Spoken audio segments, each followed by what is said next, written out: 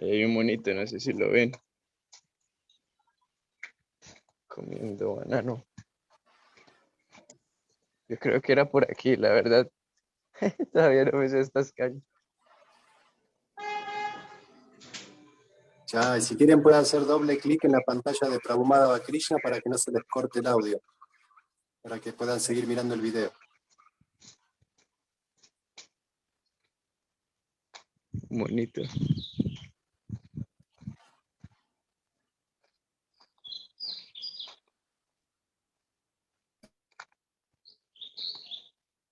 Ahí se ve una puerta grande.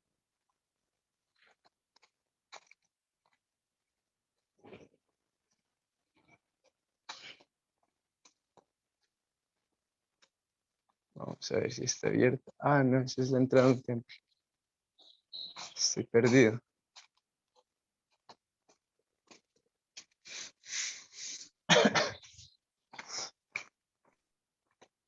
¿Sí logran ver algo? Todavía está amaneciendo, entonces está un poco oscuro. Ya, ¿cómo es el nombre de ese lugar, Prabhu? Sí vemos, gracias. Vemos perfectamente, Prabhu. Súper.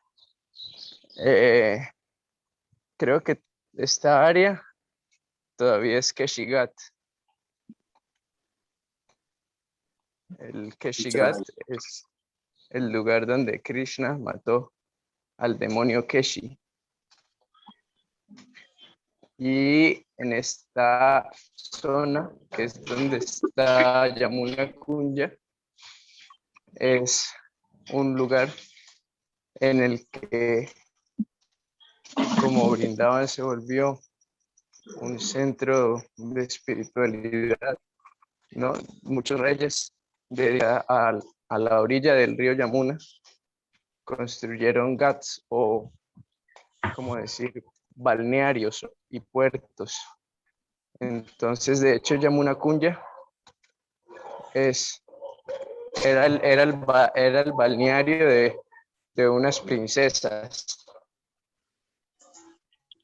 Entonces uno puede ver que todavía hay una piscinita de mármol. De hecho, estos días se llenó para que Guru Maharaj, para que nos pudiéramos meter ahí.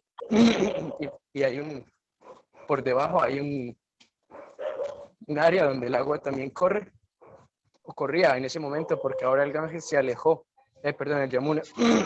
Ahora el Yamuna está como a 50, 100 metros del Yamuna Kunya. Pero miren esto. Estas estructuras eran parte del GAT, o sea, es hasta donde está esto, el agua fluía, el agua del Yamuna. Todo esto fluía aquí, ahora el Yamuna está allá adelantico. Esta es la carretera del Parikram, entonces toda esta gente que ustedes ven está haciendo Parikram. Raj manda el Parikram, o sea, dándole la vuelta ahora allá.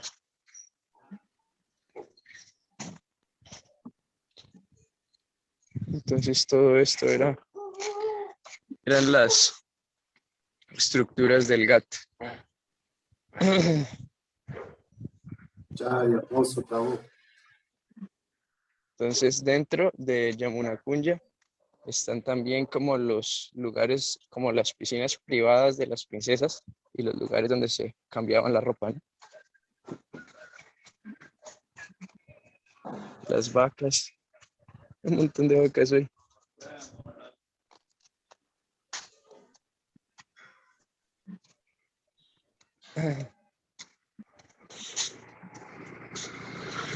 ¿Qué hora es allá, Prabhu? Ahorita son las 5:45.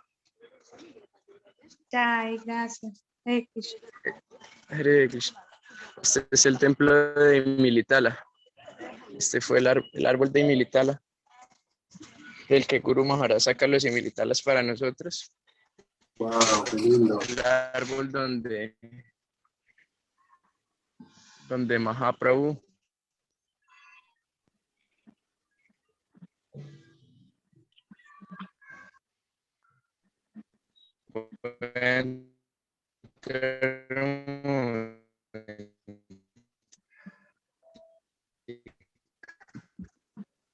Se está perdiendo el audio un poquito, Prabhu. Sí, está un poquito cortada la señal ahí. Donde Mahaprabhu, cuando llegó a Brindavan, llegó acá. Explicó que Radha y Krishna se unían en este árbol. Sí, voy de salir. Mahaprabhu explica, quedaron de encontrarse. Radha estaba esperando a Krishna. Krishna, ¿dónde está Radha? El otro no lograba ver al otro, estaban los dos rodeando el árbol y empezaban a dar vueltas simultáneamente y no se veían, pero empezaban a sentir el aroma del otro. Está aquí, pero ¿dónde está? Y entonces ese estar y no estar generaba más deseo de encontrarse, y hasta que se encontraron y se abrazaron. Y entonces el árbol de Imilitala se llenó de tanto éxtasis, de verlos, de tanto amor, de sentir el abrazo de ellos, que también entonces toma los dos colores, ¿no? Así como blancuzco y negruzco.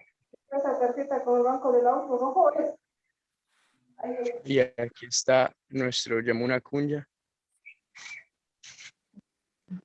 Guru Maharaj lo ha conservado lo más posible como era original, entonces las paredes son de piedra, de mármol, las columnas. Y por dentro también es muy lindo. Y vienen los Vaishnavas. Peregrinaje. Hoy algunas personas están haciendo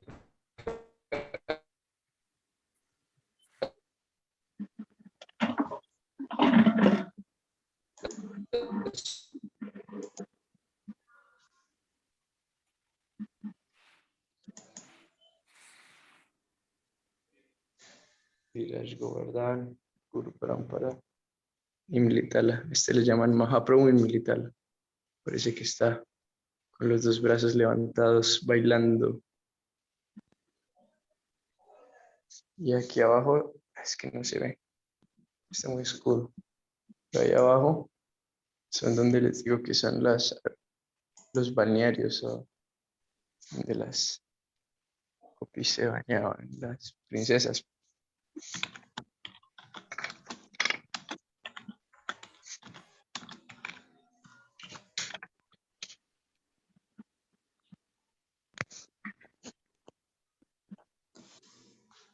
Bueno, hay un poquito de tour de Vrindavan Dham. Ay, lindo, Prabhu, gracias por el darshan.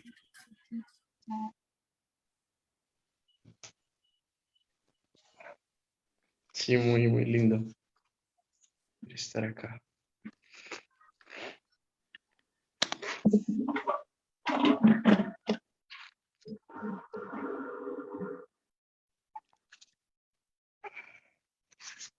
Entonces, ¿quién puede hacer un pequeñito resumen de la clase de ayer?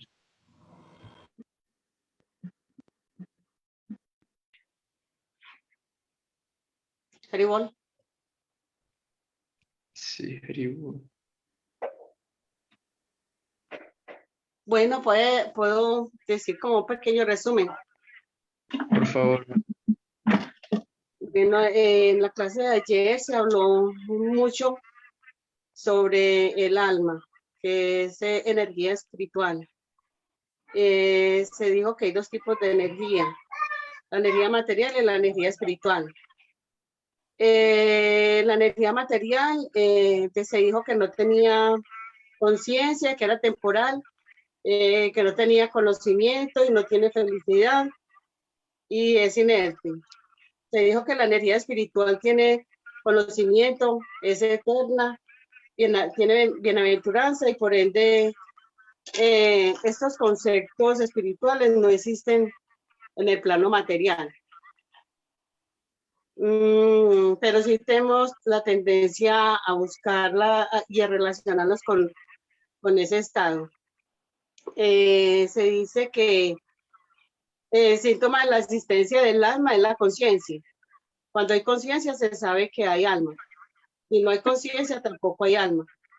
Aunque el alma no es necesariamente la conciencia, es parte integral del alma, pero también es parte integral de la energía espiritual, que no es prácticamente el alma.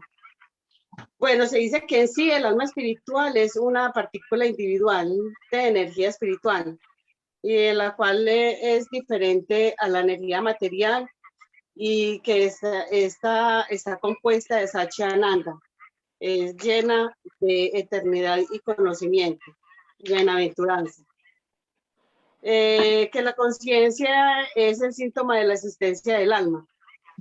También que el alma, al entrar en contacto con la energía material, realiza actividades las cuales genera una reacción, y ese cúmulo de acciones y reacciones no son posibles de saltar el periodo de existencia de un cuerpo, por lo tanto, para saldar las cuentas, y debido a la temporalidad del cuerpo, en contraste en la eternidad del alma, la entidad viviente debe aceptar otro nuevo cuerpo, pues que en el cual puede saldar las cuentas y al mismo tiempo aumenta las cuentas.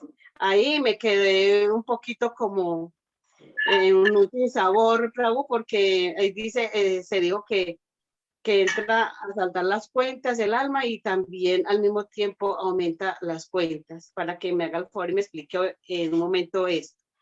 También se dice que, de hecho, de otra forma, la partícula espiritual individual, que es el alma en el mundo material, realiza ciertas actividades que tienen unas reacciones, y debido a hacer estas acciones y tener reacciones va generando un destino, pero esas reacciones no son capaces de recibir el fruto de sus acciones en una sola vida, porque el cuerpo es temporal.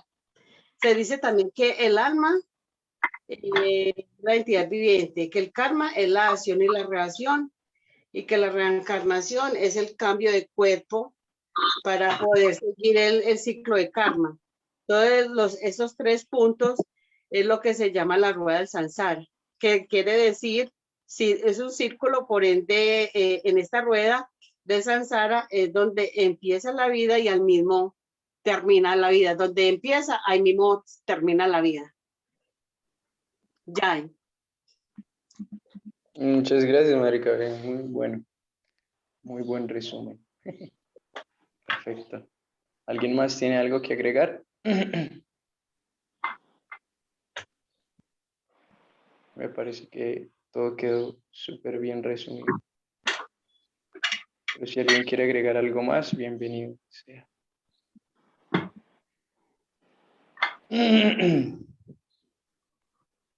Muy bien.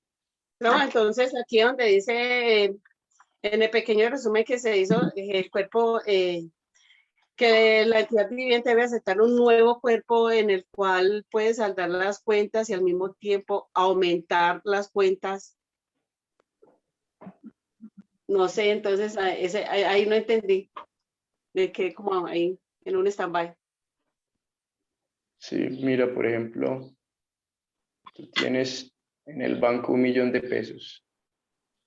Sí. Entonces supongamos que tú eres la entidad viviente, ¿no? El alma. Supongamos que la tarjeta de débito para sacar la plata es el cuerpo. Entonces, la tarjeta ya está muy vieja, se te dañó la tarjeta. Entonces, ¿qué necesitas para poder seguir sacando plata del banco? Necesitas cambiar la tarjeta. Así mismo el alma cambia el cuerpo. Y entonces ahí sigue sacando plata. Pero tú sigues sacando plata, pero al mismo tiempo estás trabajando, estás invirtiendo. Entonces vas a generar más plata, entonces la vuelves a meter en el banco. A veces uno va a tener más de 1.000.000, va a tener 2, 3 millones, a veces va a tener 900, 800.000, 100.000. Ahí sigue bajando y aumentando la cuenta de acuerdo a cómo tú la gastas. ¿Sí? Entonces, sí, pero si la tarjeta se daña, pues simplemente se cambia y se sigue metiendo y sacando de la cuenta. ¿Sí me explico con este ejemplo? Sí, sí. Entonces, Pero también se acaba la tarjeta y también se acaba la plata. claro, en algún momento la idea es acabar la plata del todo. Y entonces, bueno, ¿alguna otra pregunta hasta este momento?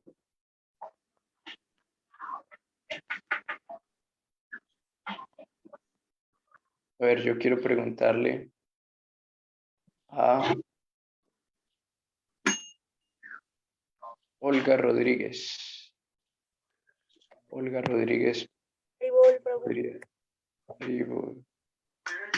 ¿Podría por favor decirnos qué es el alma? El alma es una partícula individual, es una partícula individual espiritual. Y que al momento de entrar a la energía material, realiza actividades que generan una reacción. Entonces, para mí básicamente es esa parte, es una partícula individual espiritual de todo este contexto universal. Muy bien, sí, es una partícula individual de energía espiritual. Muy bien. Muchas gracias. Muy bien.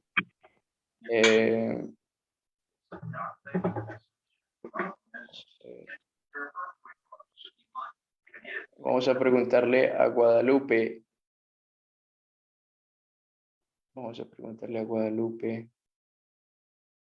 Ay, Prabhu, es que en Antico se me fue el internet y no alcancé a poner el nombre. Soy Samipia. Ah, ya, madre Samipia. Ayer no estuve en clase, pero pregunté a ver. Ay. Entonces vamos a ver, madre Samipia, por favor, díganos cuál es la composición y la diferencia entre la energía espiritual y la energía material. La energía espiritual es entrega, rendición, humildad, bondad, conocimiento. Y la energía material son apegos. Apegos a todo lo material, a lo bonito, al disfrute, a la lujuria, a todo lo que se está viendo ahorita.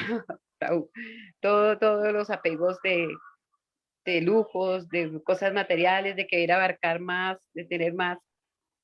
Y la energía espiritual, pues, es una toma de conciencia, entrega, conocimiento, aprender, pegarnos al Señor Krishna, renunciar, servicio devocional. Yo lo veo así. Gracias. No, Prabhucito, gracias a su merced. Gracias. La madre Takurani de Pereira puede complementar esta respuesta, según lo visto en clase, que es la energía espiritual, la energía material y sus diferencias. ¿Qué la componen? ¿Qué componen la energía espiritual? ¿Qué compone la energía espiritual? Espérate, Prabhu, que no, espérate, le subo más volumen. Ya tiene volumen. A ver. La energía está rodeada de energía material. ¿Qué dice acá? Como usted explicaba ayer, la energía. Ay, Dios mío, yo me pongo unas enredadas, pero es que me pongo nerviosa. Es una partícula individual, la energía espiritual, de la cual es diferente la energía material. Está hecha de Sachidananda, conocimiento, bienaventuranza y eternidad. Eso. Esa es la composición de la energía espiritual. Sí, y la material el alma está rodeada de energía material. Usted explicaba que era como un vaso con agua y aceite, que se relaciona así con el medio. Entonces, que el alma se pasa como de un plano ligado al entorno en que se encuentre. Sí, esa es la relación del alma con el mundo material, pero ¿cuál es la diferencia entre la energía espiritual y la energía material? ¿Ya explicaste los tres componentes que componen la energía espiritual. Ahora, ¿cuál es la diferencia con la energía material? Con la energía material, la diferencia es que pues la energía material, no es que todo se acaba, que no hay nada eterno. Ok, ahí hay una característica, es temporal, ¿no? La energía material es temporal. ¿Qué más? Ay, Krishna Chaitanya. Vengan y me sople. Obrija es loca, ayúdele a la madre. Perdón, Eh, Prabhuji. di- Sí, así usted, La madre. madre, la madre está pidiendo a alguien que le sople. Así como están en mi colegio que hay, Krishna, ayúdeme. ¿Cuál era la pregunta, perdón? La madre acaba de explicar los tres componentes que componen la energía espiritual, Satchidananda, eternidad, conocimiento y bienaventuranza. Ahora, ¿cuál es la diferencia entre la energía espiritual y la energía material? ¿Cuál es la diferencia? Pues uno está vivo y el otro es muerto, Prabhu. Que el cuerpo es temporal y el alma es eterna. Eso, ahí hay una, ¿no? La energía espiritual es eterna, la energía temporal, claro, como prakriti en su totalidad también es eterna, pero yendo punto a punto es temporal, ¿no? Todo lo que conocemos tiene un inicio y un fin. ¿Qué más? Aribol, ¿podría ser que en la energía material se va generando un destino por las reacciones? No, eso es, claro, la ley del karma pertenece o se desarrolla en la energía material, pero no, es una ley aparte, digamos. Se podría decir, Prabhu, que es inerte la energía material. Mm, Y más la o energía menos, ¿no? espiritual, y la energía espiritual tiene como característica conciencia. Y donde hay conciencia está el alma. Donde hay conciencia está el alma, eso sí es cierto. Pero si hay si el alma está en un cuerpo material, pues el cuerpo material adquiere conciencia, ¿no? A usted le tocan un brazo, uno siente cuando le tocan el brazo. Si usted ya, yo estoy,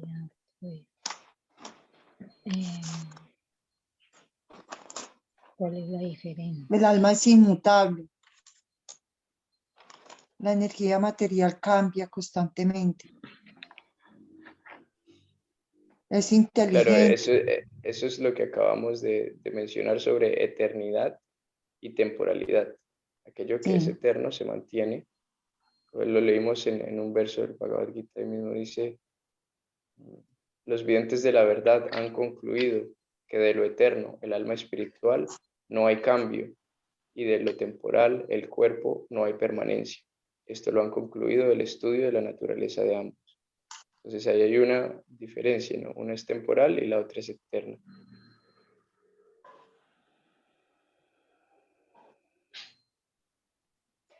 Es muy fácil. Les voy a soplar, a ver, pero pongan bien cuidadito y anoten. Si nosotros decimos que la energía espiritual está compuesta de Sat, Chit, Ananda, eternidad, conocimiento y bienaventuranza, naturalmente la energía material es lo opuesto. Mientras la energía espiritual es Sat, eterna, la energía material es Asat, o temporal. Mientras la energía espiritual es Chit, llena de conocimiento supremo, de conocimiento absoluto, la energía material es Achit, o ignorante, o con conocimiento relativo, o ignorancia. Y Ananda es bienaventurada. La energía material no tiene expresión de sentimiento, de emoción, ¿no? Es como lo que se podría decir como inerte, o insensible. No puede dar felicidad, ni puede sentir felicidad.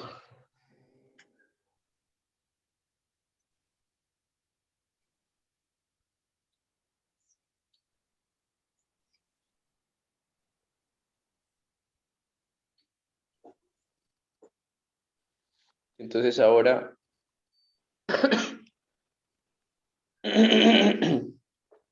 yo les hago una pregunta. A ver. Benuraj Prabhu, explícanos qué es karma y vikarma.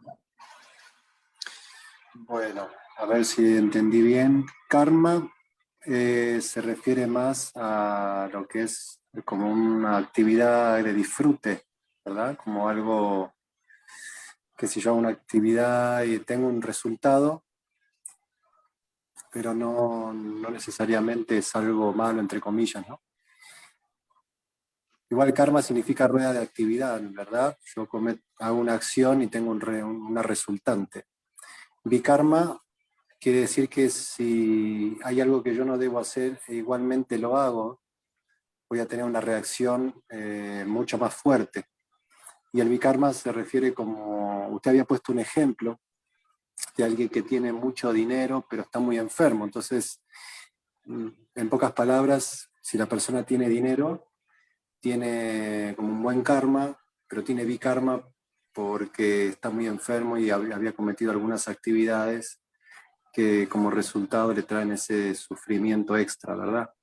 No sé si entendí bien o falta algo, mi querido Prabhu. Muchas gracias. Prabhu Hasloka, ¿quiere agregar algo más? Vikarma es lo que te genera sufrimiento, ¿no es cierto? ¿El vikarma se refiere a eso? Sí, la reacción que genera sufrimiento, ¿no? Sí, creo que era eso. Bien, entonces ahí vamos a ver unos puntos interesantes, que hablamos de dos términos, karma, entonces podemos decir aquello que es bueno, ¿no? Que nos genera placer, y vikarma, aquello que es malo porque no nos genera placer, genera sufrimiento. Pero hay un ejemplo, a ver, unos cuestionamientos que uno se puede hacer. Si hay un niño que está jugando con fuego y la mamá lo regaña y le pega una nalgada, digamos, ¿eso es karma o vikarma? ¿Qué dice Vikarma. Ismael? ¿Qué dice Ismael de Cancún?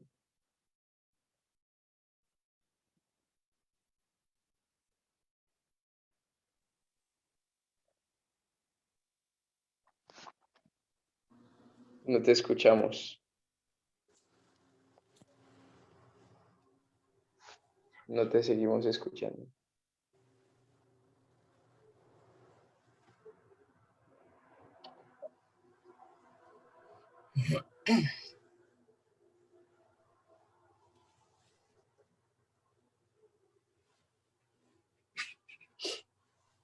Ahora sí.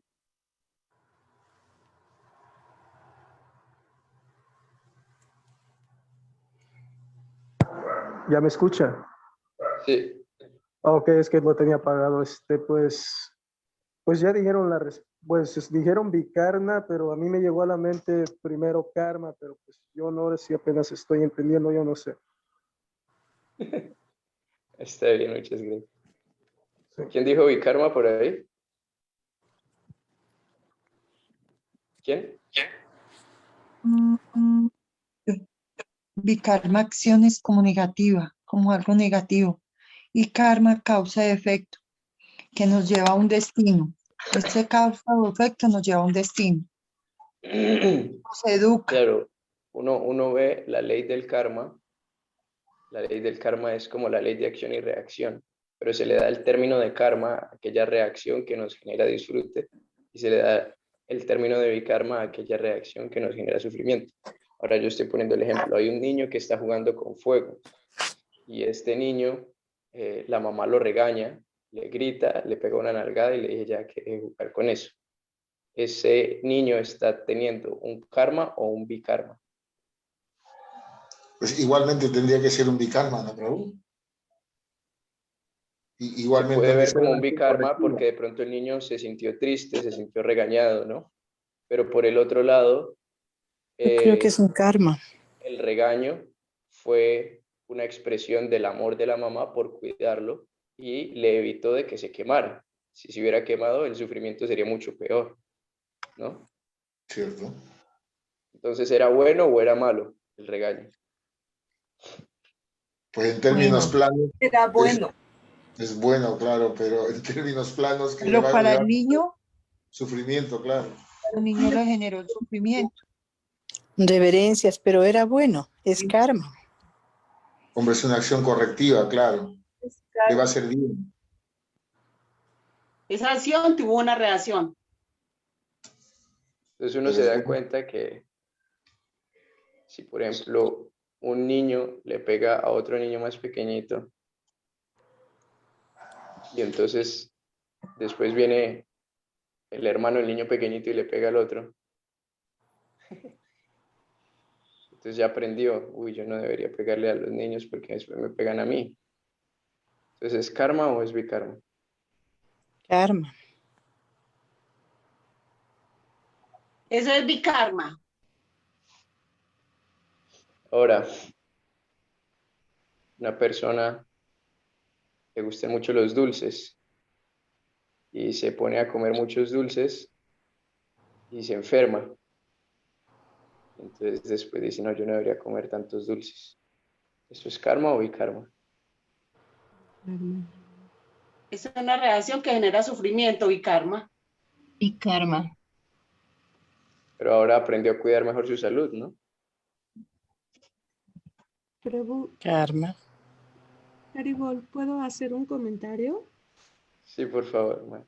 Mire, en el capítulo 4, en el texto 17 dice, las intrincaciones de la acción son muy difíciles de comprender, por lo tanto, se debe saber correctamente lo que es la acción prohibida y lo que es la inacción. Muy bien, sí, para allá iba. Muchas gracias. Quería explicarles un poco la conceptualización de lo que nosotros percibimos como bueno y como malo. Ya habíamos visto en el capítulo 2 cómo Krishna le dice a Arjuna, en el capítulo 2, texto 17, 14, la aparición temporal de la felicidad y la aflicción y su desaparición a su debido tiempo es como la aparición y desaparición de las estaciones del invierno y el verano. Todo ello tiene su origen en la percepción de los sentidos y hasta Bharata uno debe aprender a tolerarlo sin perturbarse. O sea, nosotros vamos a percibir las cosas como buenas y malas dependiendo de nuestros sentidos, dependiendo de nuestras memorias. Entonces, en realidad los conceptos de karma y vikarma vienen a ser muy relativos dependiendo de quién los observa. Es lo que está diciendo ahora la Madre Rohini. Es incomprensible en su generalidad, porque nosotros tenemos la tendencia a relativizar aquello que es bueno y aquello que es malo. Y lo bueno y lo malo, ¿cómo se define? En algunos lugares unas cosas son buenas, en otros lugares las cosas son malas. En esta misma conversación, algunos de ustedes dijeron esto es karma, esto es vikarma, esto es bueno y esto es malo. ¿Sí? Entonces, esos conceptos se tienden a relativizar cuando se tienden a personalizar. Pero ¿cómo podemos entender lo bueno y lo malo? En realidad la acción o lo que ocurre en sí mismo es algo absoluto. ¿Sí? Cuando nosotros hablamos de la trascendencia, mundo trascendental es absoluto. Quiere decir que no hay nada fuera de ello y que lo es todo. Quiere decir que no hay dualidad. Pero para nosotros es complicado entender algo que sea absoluto porque estamos acostumbrados a vivir en un mundo dual, en una existencia dual. Nosotros decimos adentro. Adentro inmediatamente quiere decir que no está afuera. No quiere decir es alto. Inmediatamente quiere decir que no es bajito. ¿No? Arriba, abajo, negro, blanco. De esta manera vivimos en un mundo dual. Y hablamos del bien y el mal. Pero ¿qué es en realidad el bien y el mal? En realidad, cuando las entidades vivientes deciden venir al mundo material con el deseo de disfrutar, ellas no pierden la oportunidad de buscar la trascendencia. Pese a que se encuentran en la naturaleza material, tienen la oportunidad de trascender, de buscar la trascendencia. Entonces, para ello, para ellas mismas darse cuentas si yo quiero trascender o no quiero trascender, entonces Krishna o Dios plantea unas normas, unas leyes. Y estas leyes, por un lado, van a ser leyes de convivencia, de que todo el mundo funcione bien, como la ley del karma. La ley del karma es una ley de convivencia, es una regla de salón de clase, ¿sí? Si un niño está maltratando a otro niño, la profesora se da cuenta y lo regaña y mínimo lo saca de la clase, ¿no? Entonces, el karma es una cuestión correctiva. Pero si uno se porta bien y es un buen estudiante, puede mantenerse en la clase y disfrutar de los beneficios de ser buen estudiante y estar eternamente en la clase, ¿sí? Entonces, se establecieron unas reglas, unas normas, que son la ley del karma, una de ellas, de convivencia, y otras leyes o otras regulaciones, normas de trascendencia. Entonces, las personas que en su momento seguían las leyes de trascendencia o las leyes que regían el proceso de la vida espiritual, se veía algo, se le puso el término como bueno, y aquellos que no lo seguían es malo, ¿sí? Entonces, ahí se puede ver el caso de personas que son buenas, pero no están siguiendo un proceso, entonces se considera como malo. ¿Sí me explico? Entonces, el concepto de bueno y malo empezó ahí, pero después ya la ley de Dios no se tomó como algo, como un estándar, sino que el ser humano estableció sus propias reglas y eso varió en tiempo, espacio, ¿no? En diferentes países algunas cosas se ven bien y otras cosas se ven mal. Por ejemplo, en Medio Oriente es bien que las mujeres estén totalmente cubiertas. En Occidente eso se ve como lo peor, ¿no? La peor subyugación. ¿Cuál es bueno y cuál es malo? Eso va a depender de la opinión de las personas en su diferente región, ¿no? Entonces, cuando el hombre toma las definiciones, y es ahí donde emerge el concepto de ética y de moral, ¿sí? Donde el ser humano establece ciertas reglas de comportamiento que define como moralmente aceptables o inmorales. Por ejemplo, hace 100 años ser homosexual era terrible. Ahora prácticamente si alguien no es homosexual es terrible, ¿no? Así cambian las cosas con el tiempo y el espacio. Pero cuando uno se fundamenta en los principios de los Vedas, entonces ahí viene una comprensión real. Entonces lo que a la final, si analizamos el samsara, el ciclo del samsara, nos dice tanto tus acciones karmáticas, o sea, aquello que te genera placer, como aquello que te genera sufrimiento, ambos son malos. ¿Por qué? Porque te mantiene atado al samsara. No te permite trascender. Ese es el principio védico de liberación. Tanto las acciones que me generan disfrute como las acciones que me generan sufrimiento se pueden considerar como malas porque me atan a esta existencia material.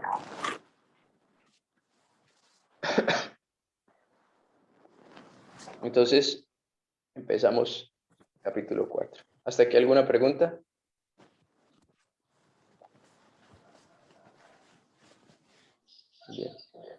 Entonces, ahí viene la duda, ¿no? Es la duda de Arjuna. Krishna, me estás confundiendo. Por un lado me dices que actúe, por otro lado me dices que no actúe. Me dices que es mejor dedicarse al control de los sentidos y de la mente, pero al mismo tiempo me estás diciendo que luche. Sus palabras son ambiguas, dice Krishna. Dice Arjuna, perdón. O Janardana o Keshava, si consideras que la inteligencia es mejor que el trabajo fruitivo, ¿por qué quieres hacerme participar en esta horrible guerra? O sea, Krishna le habla a Arjuna sobre el alma, le habla sobre el control de la mente, sobre el control de los sentidos, pero al mismo tiempo le dice lucha y se va a ganar los planetas celestiales. ¿No? Parece contradictorio. Mi inteligencia se ha confundido con tus ambiguas instrucciones, así que por favor dime en definitiva qué es lo más provechoso para mí. Krishna dijo, oh inmaculado Arjuna, ya he explicado que hay dos clases de hombres que tratan de comprender el ser. Algunos se inclinan a entenderlo con la comprensión filosófica empírica, o sea, Jnana Yoga, y otros se inclinan a entenderlo mediante el servicio devocional, o sea, Bhakti Yoga. Uno no puede liberarse de la reacción por el simple hecho de abstenerse de trabajar, ni puede uno lograr la perfección únicamente por medio de la renunciación. Entonces, esto era lo que ayer estábamos hablando. Malatika Maharani decía, pues entonces no hay que hacer nada. O sea, que Krishna está respondiendo eso. Uno no puede liberarse de la reacción por el simple hecho de abstenerse a trabajar. O sea, aunque uno diga, ya yo no vuelvo a hacer nada, es cierto, puede ser que ya no generes más karma, pero la reacción igual te va a llegar. La reacción de tus acciones pasadas te va a llegar. O sea, de no trabajar o de no hacer nada, uno se podría liberar de futuras reacciones, pero de las reacciones que ya tiene no se puede liberar. Ni puede uno lograr la perfección únicamente por medio de la renunciación. O sea, la renunciación exclusivamente no le va a dar a uno la perfección. Y Krishna explica por qué. Dice, todo el mundo está forzado a actuar irremediablemente, conforme a las cualidades que ha adquirido de las modalidades de la naturaleza material. Por tanto, nadie puede dejar de hacer algo, ni siquiera por un momento. Todo el mundo está haciendo algo, todos estamos haciendo algo. Simplemente el hecho de respirar ya es una acción, está manteniendo el cuerpo vivo, ¿no? Comer, para poder comer hay que trabajar, ¿sí? Krishna sigue diciendo en el verso 6, aquel que restringe los sentidos de la acción, pero cuya mente mora en los objetos de los sentidos, sin duda se engaña a sí mismo y se lo conoce como un farsante. Es que está diciendo que Krishna, muy importante. Está diciendo incluso si tú logras controlar los sentidos y no dejarte llevar por los sentidos, pero tu mente está en los objetos de los sentidos, o sea, estás deseando cosas, aunque no las hagas, pero las estás deseando, te consideras un farsante. Puede decir, por ejemplo, alguien dice, yo no como carne, pero tiene el deseo de comer carne. Entonces, Krishna dice, es un farsante. Puede decir, yo soy una persona humilde, pero internamente quiere que lo reconozcan, que quiere que le den nombre, fama, reconocimiento. Entonces es un farsante, dice Krishna. En cambio, si una persona sincera trata de controlar con la mente los sentidos activos y comienza el karma yoga, sin apego, es muy superior. Y aquí Krishna hace una aclaración muy importante. Dice, si la persona es sincera. Entonces, si por ejemplo, yo sé que yo tengo deseo de fama, reconocimiento, nombre, yo debo aceptarlo. Yo tengo esta falencia. Pero estoy en un proceso que me va a limpiar de ese mal sentimiento o de ese obstáculo que me impide avanzar en mi vida espiritual. Entonces la cuestión no es hacerse como que no existiera, actuar como, uy, no, no, yo soy súper humilde, no, no, yo, pero internamente tiene el deseo. Eso dice Krishna, es un farsante. Pero aquel que lo acepta y dice, no, yo la verdad tengo mucho ego, pero estoy practicando un proceso que me va a ayudar a limpiarme de eso. Dice Krishna, esa persona es muy superior. Esa persona va por el camino correcto. Y entonces Krishna le dice a Arjuna, y aquí le da una súper respuesta. Y aquí es donde vamos a ver el cambio de argumento de Krishna. Krishna le dice, desempeña tu deber prescrito, pues hacerlo es mejor que no trabajar. Sin trabajar, uno no puede ni siquiera mantener el cuerpo físico. O sea, en primera instancia, Krishna le estaba vendiendo la idea a Arjuna de que luchara para que se gane los planetas celestiales, para que disfrute del reino. Ahora le está cambiando. ¿Por qué? Porque Arjuna es un devoto, Arjuna es una persona inteligente. Arjuna no es alguien materialista. Arjuna no es alguien que se le pueda poner a hacer las cosas por el deseo de disfrute personal. Arjuna no tiene apego por el disfrute personal. Entonces, ¿qué es lo que le dice ahora Krishna a Arjuna? Trabaja porque ese es tu deber. Tienes que luchar porque es tu deber. No es porque vayas a disfrutar o porque vayas a sufrir. El disfrute o el sufrimiento, ya habíamos explicado, eso es relativo. Pero ahora debes trabajar porque es tu deber. Si uno no puede ni mantener el cuerpo vivo si no trabaja. Incluso habíamos visto en algunas clases pasadas que el ser tiene cuatro objetivos en la vida. Y uno de ellos es mantenerse con vida. Una de las metas de la vida es mantenerse con vida. Sí. Velar por su bienestar natural necesario. ¿Sí? Lo necesario para sobrevivir. Entonces, Krishna le dice a Arjuna, tu deber es luchar. Y es necesario para sobrevivir, trabajar. Entonces, ahora vamos a pasar al capítulo 18. Entonces aquí Krishna le está explicando a Arjuna que exclusivamente a través de la renunciación no se puede alcanzar la perfección. Le está diciendo que uno debe realizar las cosas no con el deseo de disfrutar o no disfrutar, sino con el deseo de cumplir su deber. Y por el otro lado, le está explicando a Arjuna que todo el mundo tiene que actuar. Es imposible no generar una acción y una reacción. Entonces ahí la pregunta, la incógnita, se hace aún mayor, ¿no?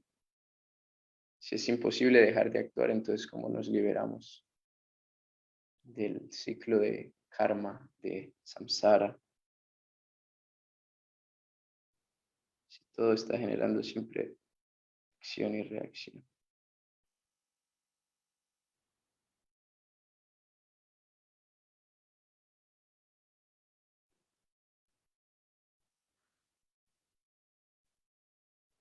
Entonces, ahora la siguiente parte en cuestión es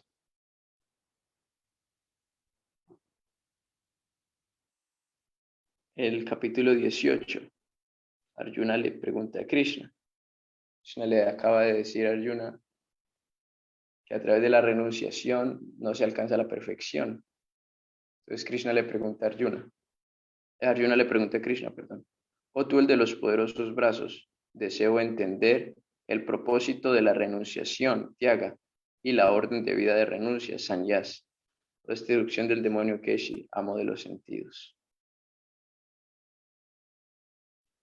Krishna le responde en el verso 2, capítulo 18. El abandono de las actividades que están basadas en el deseo material es lo que los grandes hombres de saber llaman la orden de vida de renuncia, sannyas, y el abandono de los resultados de las actividades es lo que los sabios llaman renunciación.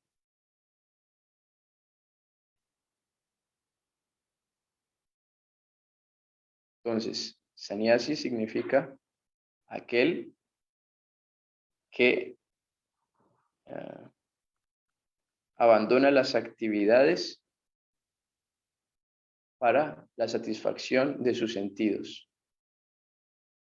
Sannyas significa aquella persona que deja de hacer cosas para gratificarse. Eso es sannyasi. Y, o sea, renunciante. Y renuncia, tyag, dice Krishna, que es el abandono de los resultados de las actividades. O sea, yo hago cosas sin esperar el resultado de esas acciones. Y eso pues también fue lo que le dijo desde el principio Krishna a Arjuna. Le decía, muera en el campo de batalla y gane los planetas celestiales, o gane la guerra y disfrute del botín. Entonces, de alguna manera, Krishna le está diciendo, sea cual sea el resultado, le va a ir bien, pero no piense en el resultado. ¿Sí? Entonces, aunque Krishna le está haciendo un poquito de trampa a Arjuna, le está poniendo que haga las cosas para disfrutar.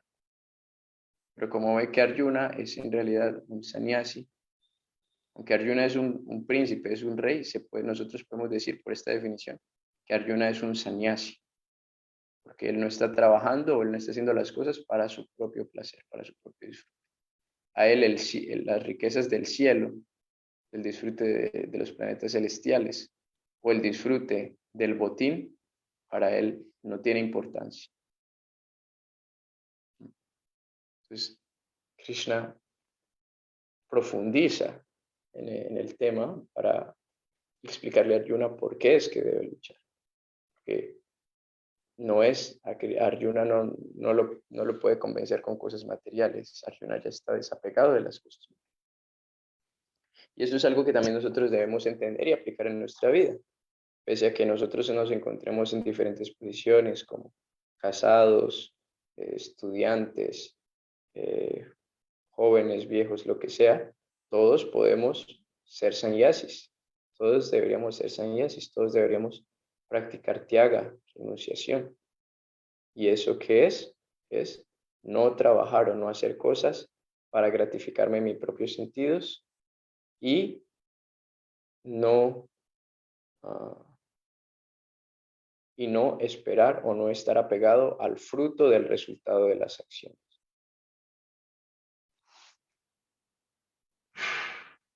Y Krishna continúa.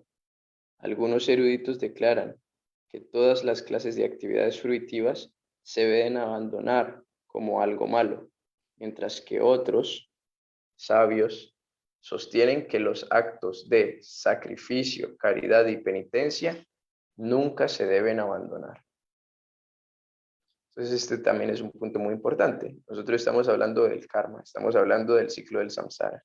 Estamos hablando de que nos queremos liberar del samsara, ¿cierto? Y entonces uno dice, bueno, para liberarse del samsara hay que dejar de actuar. Sin embargo, Krishna está diciendo, hay algunos sabios que dicen que hay que dejar de actuar y hay otros que dicen que la penitencia, el sacrificio y la caridad nunca se deben abandonar, deben mantenerse.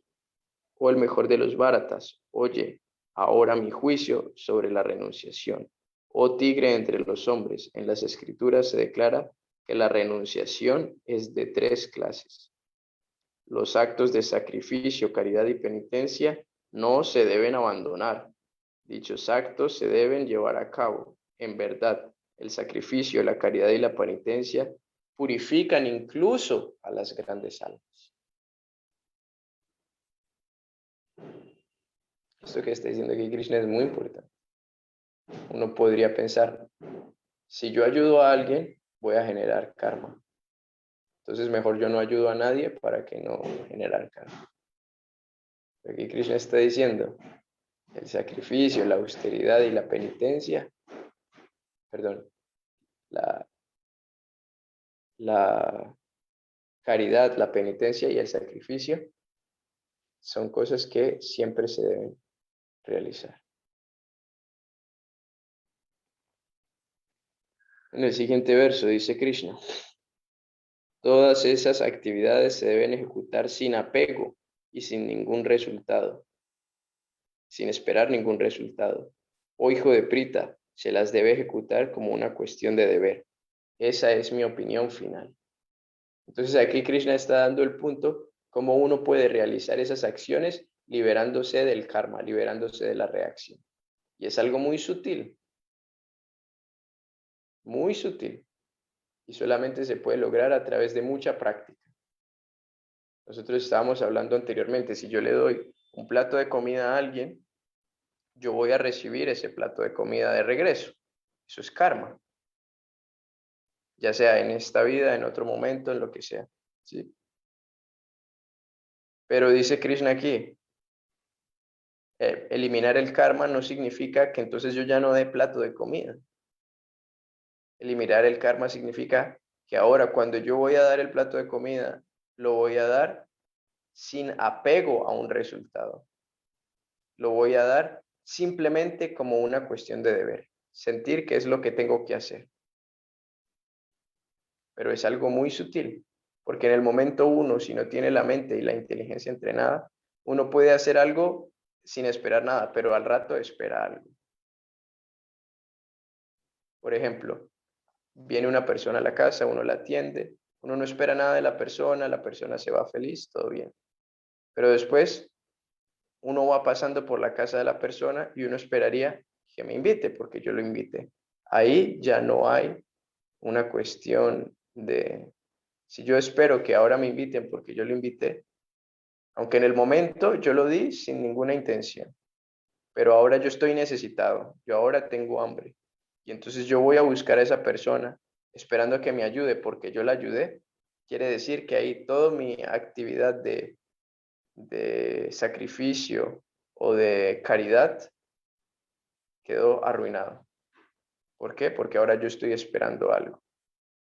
En el momento en que yo espero, mi actividad se vuelve karmática. Y ahí es donde entra el concepto de akarma. Akarma quiere decir sin karma. Hay acciones, hay actividades que no pertenecen al plano del karma ni del vikarma. Son simplemente acciones que no forman parte del ciclo del samsara. Y de hecho esa es la clave para salir del ciclo del samsara. Es aceptar las reacciones que queden, pero dejar de generar acciones karmáticas. ¿Cómo? Realizando actividades akarmáticas, o sea, sin reacción.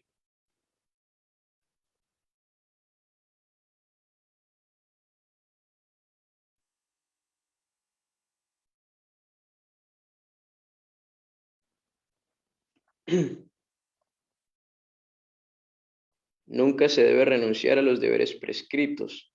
Si por ilusión uno abandona los suyos, esa clase de renunciación se dice que está en el plano de la modalidad de la ignorancia. Pues Krishna dice, uno debe cumplir su deber y uno nunca debe dejar su deber. Si uno, por ejemplo, alguien tiene el deber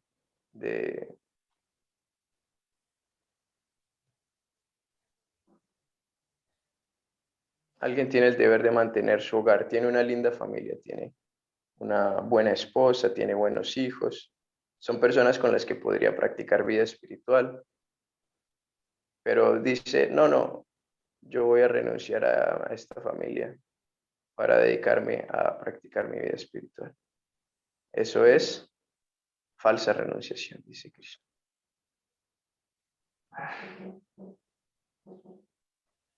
Si las personas con las que uno está rodeado son favorables para practicar vida espiritual, uno debe cumplir su deber y entonces quedarse en la familia porque tiene un deber con ellos. Entonces, Claro, hay un deber principal que es practicar vida espiritual, el Sanatana Dharma, encontrarse con Dios. Pero si el entorno en el que estoy puedo practicarlo, debo mantenerme allí cumpliendo mi deber. En el momento en que yo diga, no, esto no, y dejo de cumplir mi deber, dice Krishna, esa es una falsa renunciación, es una renunciación en la modalidad de la ignorancia. Eso es más bien como pereza, ¿no? Es como tratar de quitarme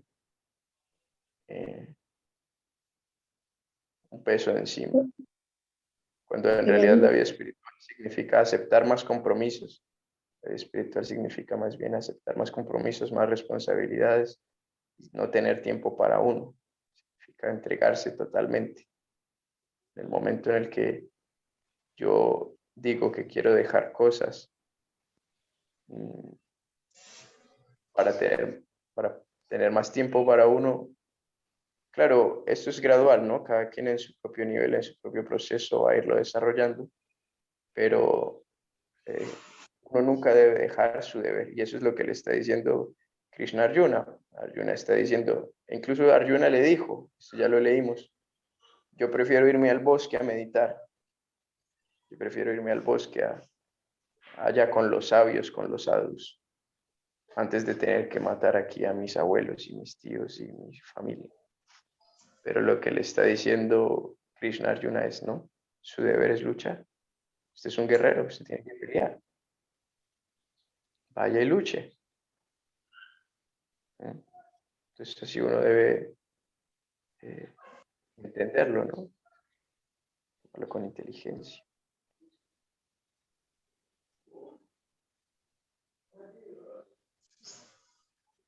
Dice Krishna, todo aquel que abandona sus deberes prescritos, considerándolos dificultosos o por temor a las incomodidades físicas, se dice que ha renunciado en el plano de la modalidad de la pasión. Con ese acto nunca se obtienen los resultados de su renunciación.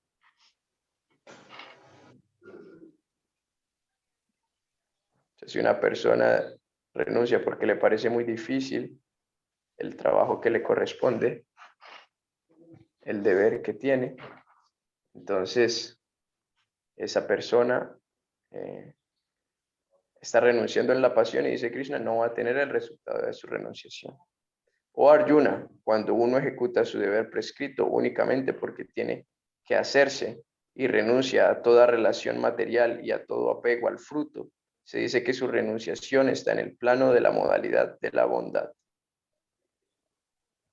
El renunciante inteligente que está situado en el plano de la modalidad de la bondad y que ni odia el trabajo desfavorable ni está apegado al trabajo favorable, no tiene ninguna duda acerca del trabajo. Increíble, ¿no?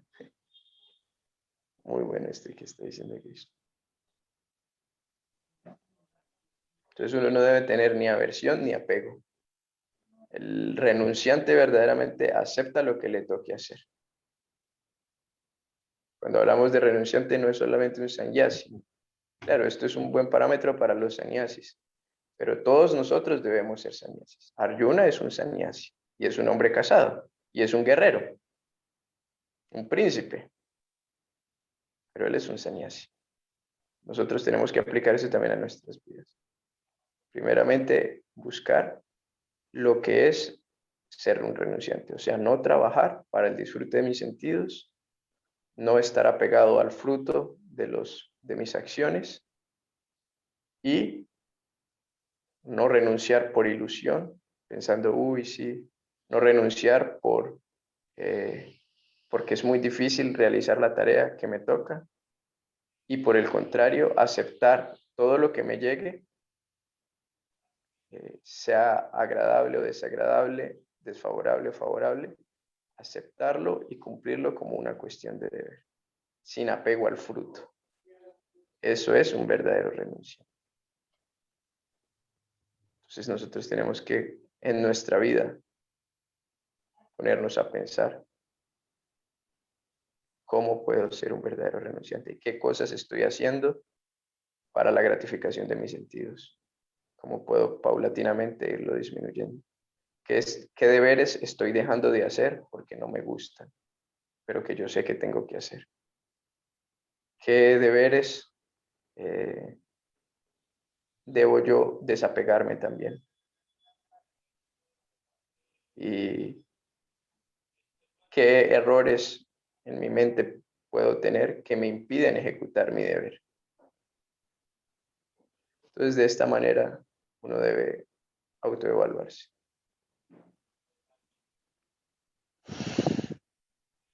Eso en verdad es en verdad imposible que un ser encarnado abandone todas las actividades, pero aquel que renuncia a los frutos de la acción se dice que es alguien que verdaderamente ha renunciado.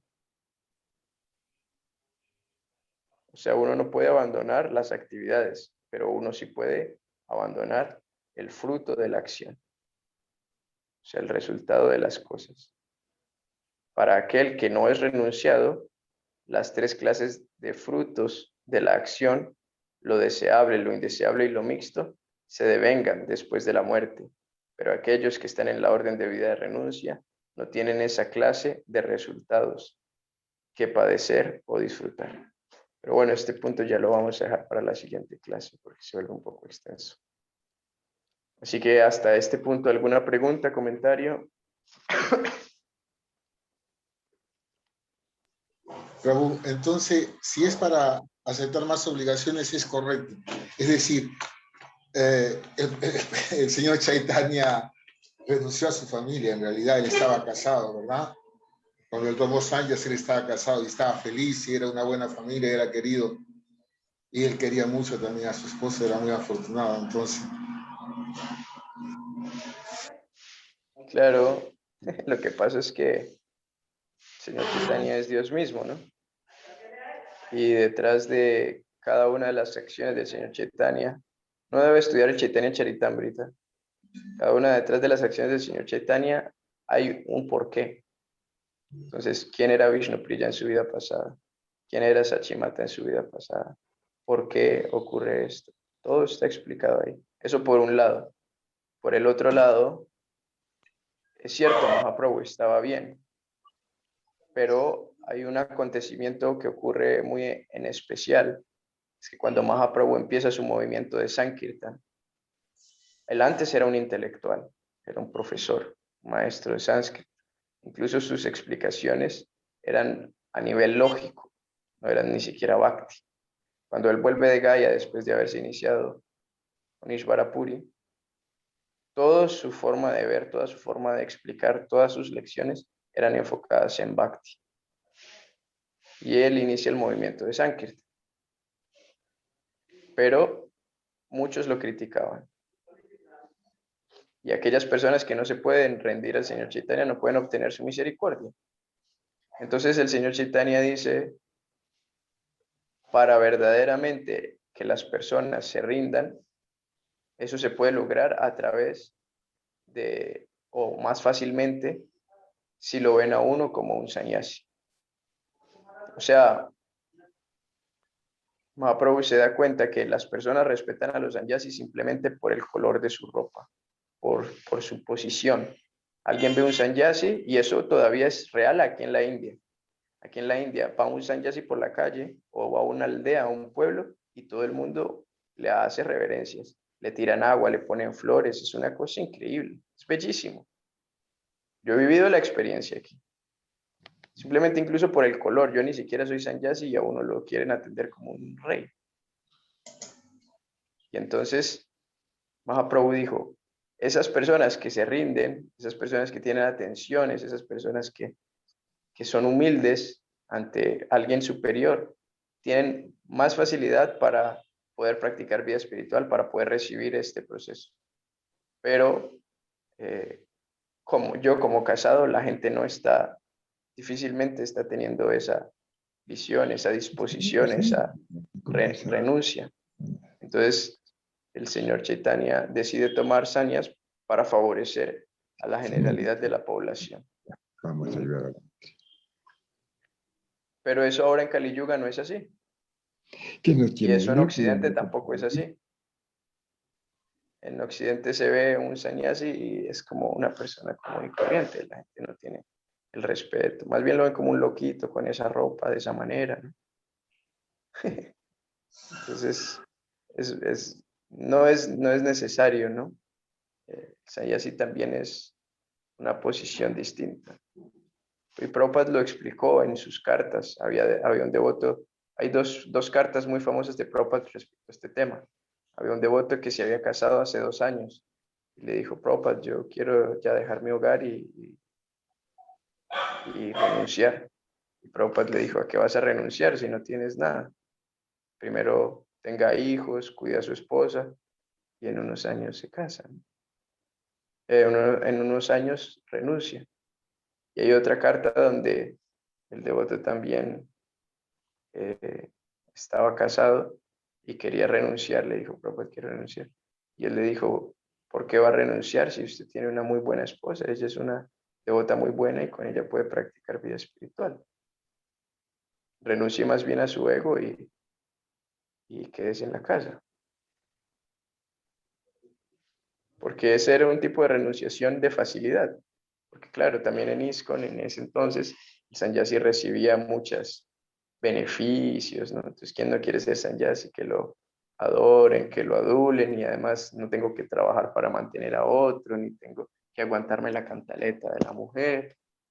Si uno quiere ser sannyasi bajo esa mentalidad, está totalmente equivocado, ¿no? En realidad el sannyasi que toma la posición de sannyasi, él acepta la posición, pero no porque es su propio deseo. Él lo hace debido a una cuestión de necesidad o porque está cumpliendo el Varnashram Dharma, ¿sí? Entonces uno debe cumplir las diferentes etapas del Varnashram Dharma, o porque no hay nadie más y es necesario que haya una figura, una inspiración o como una protección. Lo que pasa es que en Occidente yo no veo que esto funcione de la misma manera.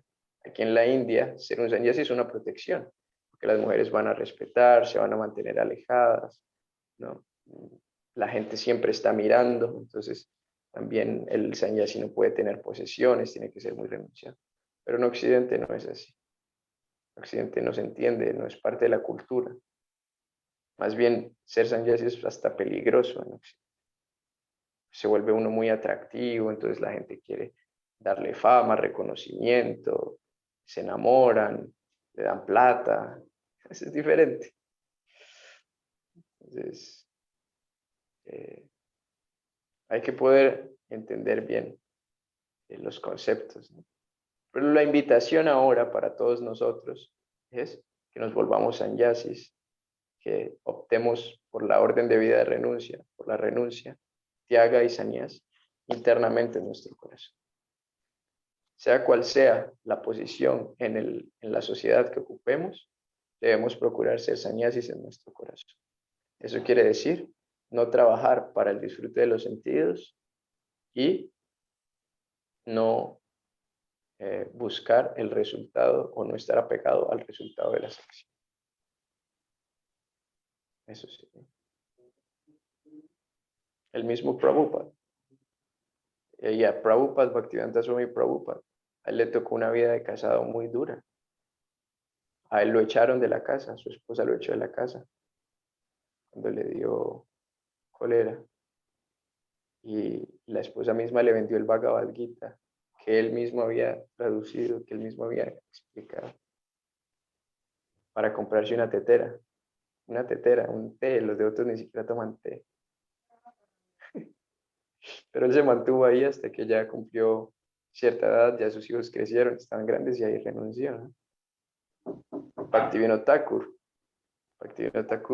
tuvo 11 hijos y los sacó todos adelante. Y cuando ya estaban grandes, ya podían cuidar a la mamá, ya todo. Entonces ahí sí él renunció. Bhaktivinoda Thakur. Él pudo haber renunciado en cualquier momento. Y nadie lo iba a cuestionar, era un devoto puro. O sea, todo nuestro Siddhanta prácticamente está dependiendo de él. Aún así, él cumplió su deber. Hasta los 60 y pico renunció. Entonces nosotros servimos a Krishna, pero no seguimos el ejemplo de Krishna. Nosotros seguimos el ejemplo de nuestros acharyas. Dios puede hacer lo que quiera, Mahaprabhu puede hacer lo que quiere, pero nosotros seguimos el ejemplo de los acharyas, de los Vaishnavas. Ahora, por ejemplo, Sri Siddhar Maharaj, también hay un pasatiempo con Sri Siddhar Maharaj. Él conoció a Prabhupada Bhaktisiddhanta y entró al templo después de estar casado. Y él estaba muy rendido a su guru, hacía servicio y todo, y él en algún momento pensó, uy, Krishna, si yo no estuviera casado, definitivamente me iría para el templo y me rendiría del todo. Y a las 2 semanas se murió su esposa. No estamos diciendo, pues, o sea, Krishna hace como él quiere, ¿no? Pero entonces en este caso era lo que Krishna quería y se llevó a su esposa seguro al mundo espiritual, porque también debía ser una super alma, ¿no? Estar casada con Sri Siddhar Maharaj. Y Sri Siddhar Maharaj entonces se pudo ir al templo, a vivir al templo, y se volvió uno de los primeros sannyasis de Prabhupada Bhaktisiddhanta. Y se volvió el Rakshaka, el guardián del corazón. Entonces, pero uno viendo el ejemplo de ellos, uno no ve que ellos renunciaron nunca a su deber. Ellos siempre cumplieron con su deber. Entonces nosotros, los pasatiempos de Krishna, de la Suprema Personalidad de Dios, de Mahaprabhu, nosotros los vemos, los admiramos y aprendemos de las instrucciones directas, como lo es el Bhagavad Gita, pero nosotros no buscamos imitarlo. Nosotros aprendemos del ejemplo de los acharyas. Ese es nuestro parampara, ese es nuestro lineamiento. ¿Alguna otra pregunta, comentario, opinión?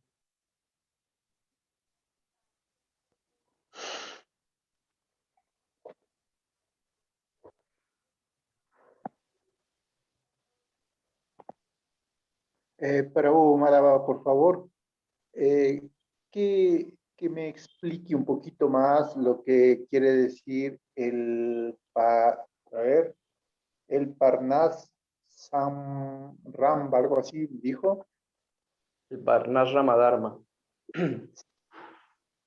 Sí, esto lo hemos explicado en las clases anteriores. Lo vamos a retomar, por favor, los que no lo tienen presente, tomen nota, es muy importante. Varnas Ramadharma, Varna, quiere decir posición o social. Y Ashram quiere decir ubicación en la vida, ¿no? Pero tienen la connotación espiritual. En la cultura de los Vedas,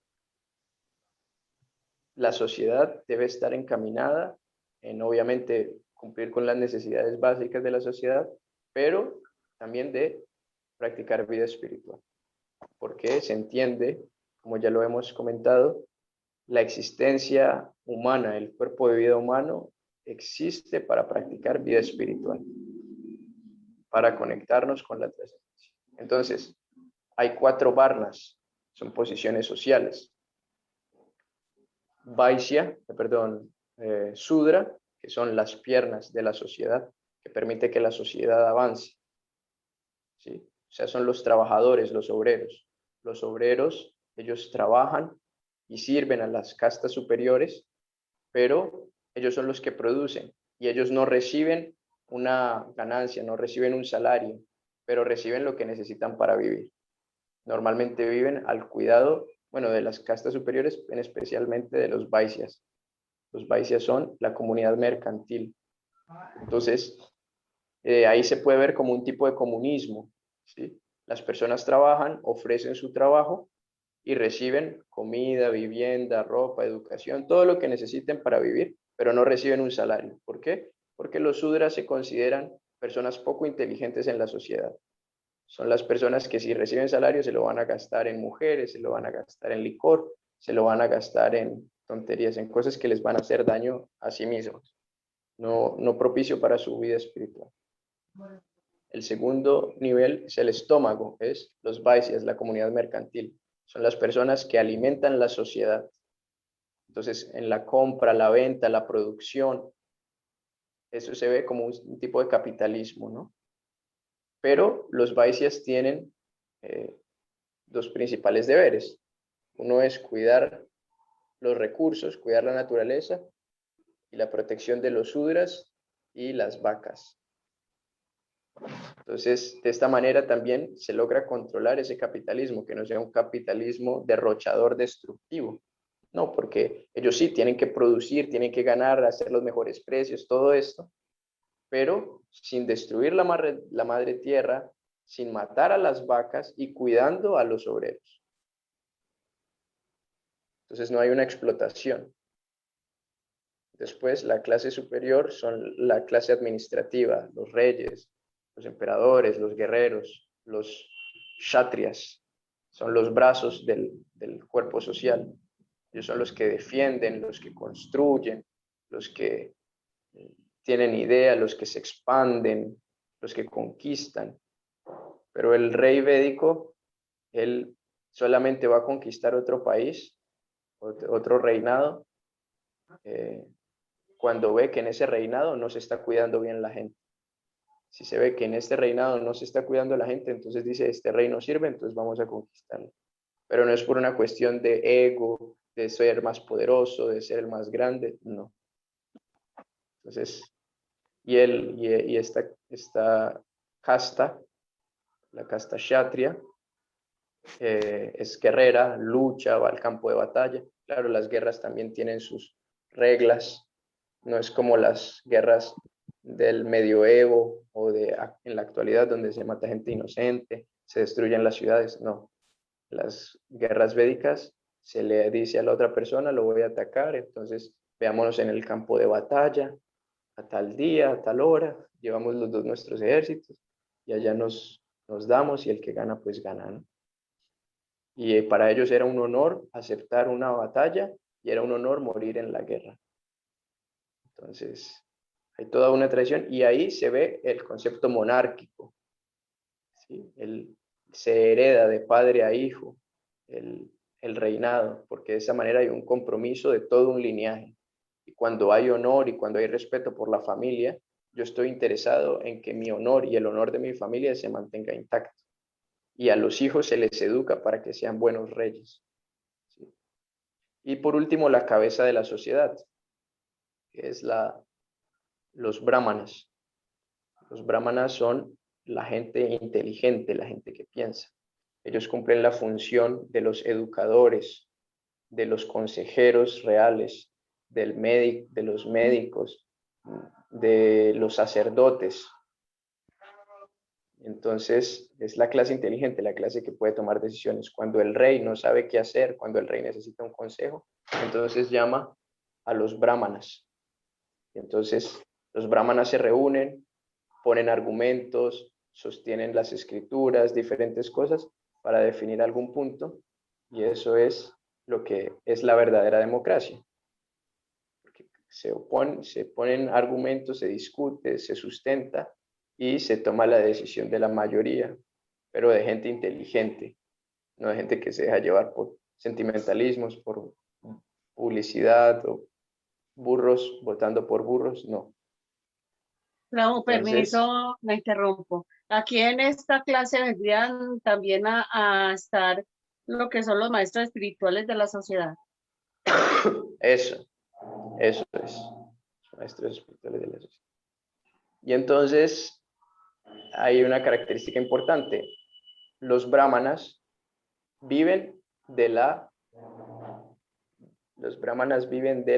mendicidad o de la caridad de las otras castas. O sea, los brahmanas no reciben un salario del gobierno, porque entonces tendrían intereses por el gobierno, ¿sí? Tendrían intereses con el rey. Los brahmanas no. Los brahmanas tienden a tener una vida sencilla y ellos viven de la caridad de las otras tres castas. A veces los sudras les regalan comida, los vaisyas les dan telas, los kshatriyas les dan oro, y así, cada quien le da algo a los brahmanas en agradecimiento por las diferentes labores que ejecute, y así se mantiene el orden social. Ese es el varna. Y el ashram es la posición individual de cada uno en su vida. Entonces, se dice que las personas al inicio de su vida deben tener una posición de brahmacharya, o sea, estudiante célibe. O sea, debe vivir en el ashram del maestro espiritual y aprender allí todo lo referente a su proceso de vida espiritual. después de cierta etapa, a los 25 años, digamos, acepta casarse, se casa, entra al ashram de Grihasta y allí se mantiene aproximadamente por los próximos 25 años, donde tiene su esposa, tiene sus hijos, los saca adelante, ya los hijos cumplen con lo que tienen que cumplir, pueden, digamos, vivir por sí mismos. Su esposa queda a la protección de sus hijos, o su esposa también puede valerse por sí misma y pasar a la siguiente etapa, que sería la etapa de Branaprastha. Branaprastha quiere decir aún están casados, pero ya no tienen vida de pareja. Ahora se ven como hermanos espirituales, se están dedicados ambos a su vida espiritual, a su realización personal, duermen separados y tienen esa relación, y ahí pueden estar unos 5 años, empiezan paulatinamente a renunciar a las cosas, al trabajo, a las relaciones, y finalmente adoptan la vida de orden de renuncia, de sannyasis.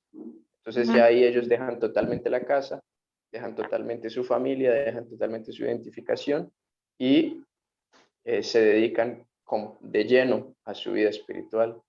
Y normalmente, como son renunciantes, no se quedan establecidos en un lugar, sino que viajan y adquieren la posición de educadores. Entonces también es como una protección a la población mayor. Al sannyasi se le debe respetar, se le debe escuchar. Entonces ya es una persona, un adulto mayor, digamos, o una persona. Entonces se le cuida, se le respeta, se le atiende, se aprende de él, pero él no está pegado. No es que como, uy, aquí me atienden bien, entonces aquí me quedo. No, él está inmerso en su propia práctica espiritual. Entonces ese es el Varnashram. Los 4 Varnas y los 4 Ashrams.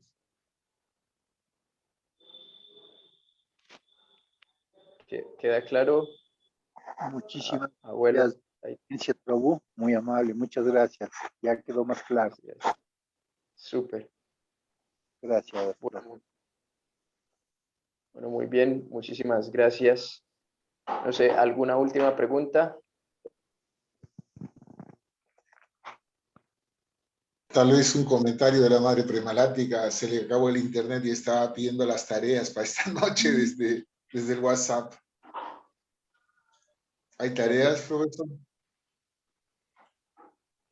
No, para hoy no les voy a dejar tarea, pero para la próxima clase de pronto sí.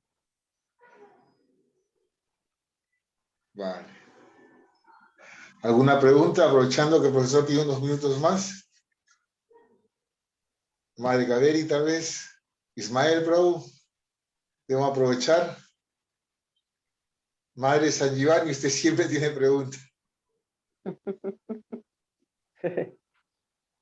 Pero muy bien. Gracias por su misericordia solamente.